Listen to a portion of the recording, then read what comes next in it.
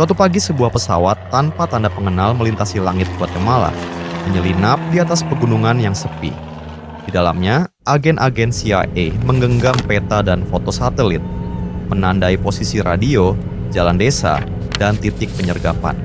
Mereka tidak membawa bendera, tidak ada identitas, tapi misi mereka jelas: hancurkan pemerintahan yang sah dan jangan tinggalkan jejak. Setelah kejadian, inilah yang disiarkan Amerika Serikat kepada dunia. In 1950, Guatemala had the first communist-dominated government in the Western Hemisphere. By 1954, under the presidency of Colonel Jacobo Arbenz Guzman, Guatemala was well on its way to becoming the first full-fledged member of the communist bloc on this side of the Atlantic. Tapi semua itu bohong. Ini adalah dokumenter tentang Amerika Serikat dan CIA yang membunuh demokrasi sebuah negara dengan narasi palsu dan tipu daya propaganda hanya untuk mempertahankan sebidang tanah. Untuk benar-benar memahami kenapa Amerika Serikat ingin menggulingkan sebuah negara kecil di Amerika Tengah, kita harus mundur satu dekade. Tahun 1944, Guatemala mengguncang sejarahnya sendiri. Setelah bertahun-tahun dikuasai oleh diktator militer yang disokong elit perkebunan, rakyat bangkit. Mereka menurunkan Jorge Ubico dan membuka jalan bagi demokrasi. Yang pertama dalam sejarah negara itu, pemilu diadakan. Seorang filsuf bernama Juan José Arevalo terpilih sebagai presiden. Ia memperkenalkan reformasi pendidikan, hak pilih yang lebih luas, dan undang-undang ketenagakerjaan. Tapi bagi Washington, sinyal bahaya mulai menyala. Kemudian Arevalo digantikan oleh kolonel muda yang karismatik, Jacobo Arbenz pada 1951. 2 tahun sebelumnya, Arbenz adalah simbol harapan. Mantan kolonel yang berani menantang status quo demi keadilan. Ia tidak berbicara dengan retorika ideologi, tapi dengan tindakan. Mengembalikan tanah kepada petani yang tidak punya. Bukan milik negara, bukan milik partai. Milik rakyat. Tapi tanah itu, secara kebetulan, atau mungkin tidak, tercatat atas nama United Fruit Company. Sebuah perusahaan Amerika yang saat itu memiliki lebih dari 40% tanah subur Guatemala, tapi hanya membayar pajak beberapa sen. Dan ketika Arbenz menasionalisasi tanah tidur itu, Amerika tidak melihat seorang reformis. Mereka melihat ancaman. Washington, tahun 1952. Di meja oval, nama Jacobo Arbenz mulai dibacakan bersama kata yang akan menjadi mantra kematian untuk banyak pemimpin global selatan komunis. Tapi, Arbenz bukan komunis. Dia bahkan melarang partai komunis duduk di kabinetnya.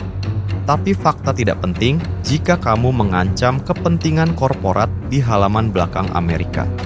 Terutama jika yang kamu ganggu adalah United Fruit Company, perusahaan tempat saudara Dulles punya saham. Allen Dulles, Direktur CIA. John Foster Dulles, Menteri Luar Negeri. Dua bersaudara yang bukan hanya mengendalikan kebijakan luar negeri Amerika, tapi juga punya hubungan pribadi dengan United Fruit Company. Mereka tidak melihat Guatemala sebagai bangsa berdaulat. Mereka melihatnya sebagai aset.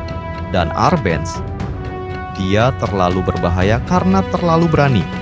Maka, Operasi PB Sukses pun lahir. Sebuah rencana kudeta rahasia. Tersembunyi dari mata dunia, tapi didanai dengan uang rakyat Amerika.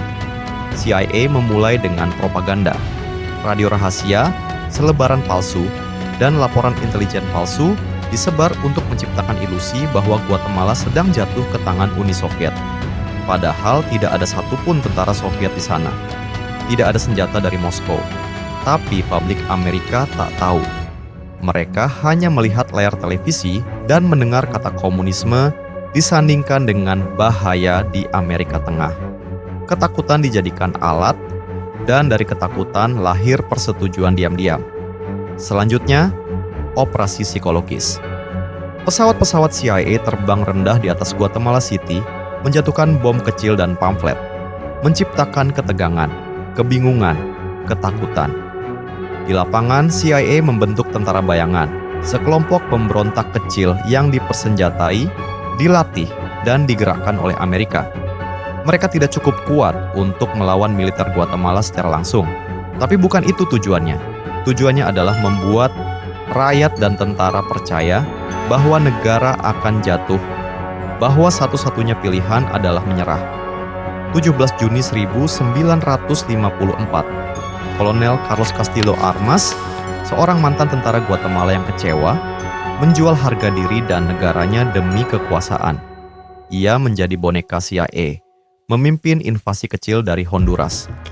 Jumlah pasukannya kurang dari 200 orang, tapi radio palsu CIA, Voice of Liberation, menyiarkan bahwa ribuan pasukan pemberontak telah menguasai perbatasan. Bahkan mengklaim bahwa tentara nasional telah membelot. Kebohongan disiarkan setiap jam, diulang-ulang, hingga terdengar seperti kebenaran.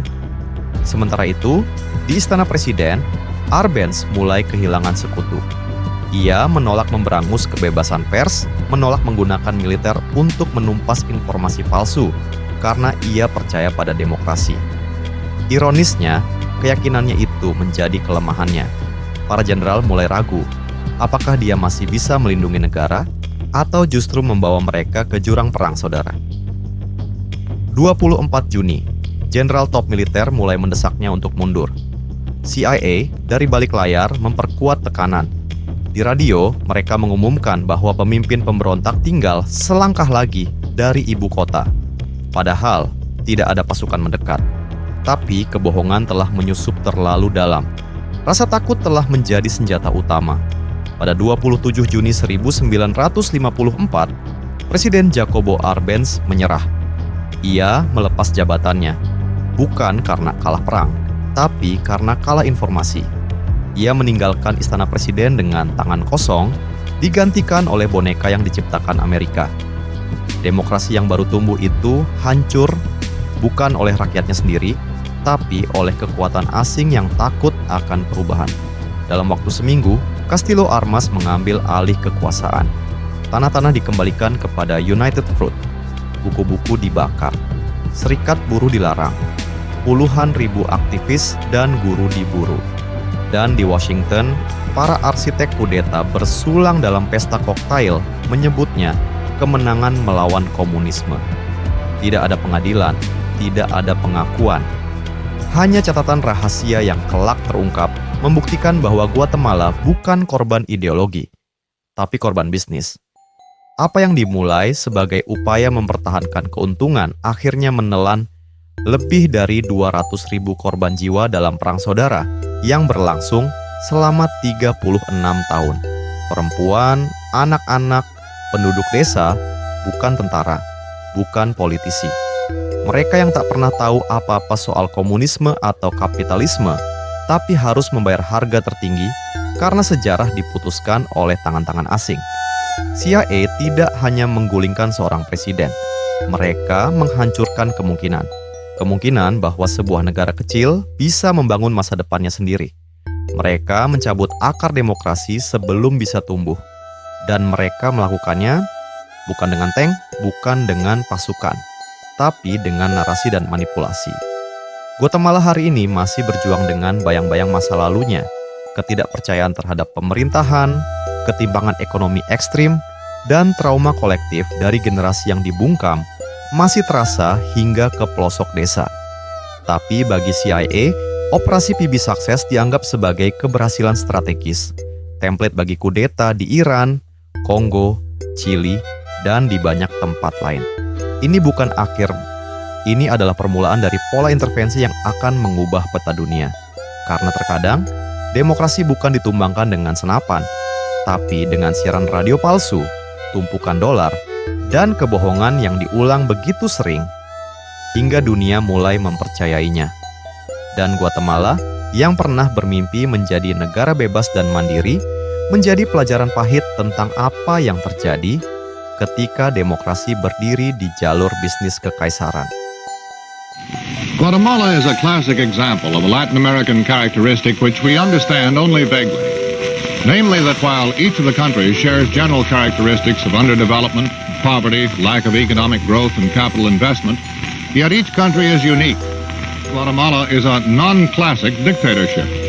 One Guatemalan student, stammering and gesticulating out of his frustration, finally said to our reporter, "There is nothing here to tear down."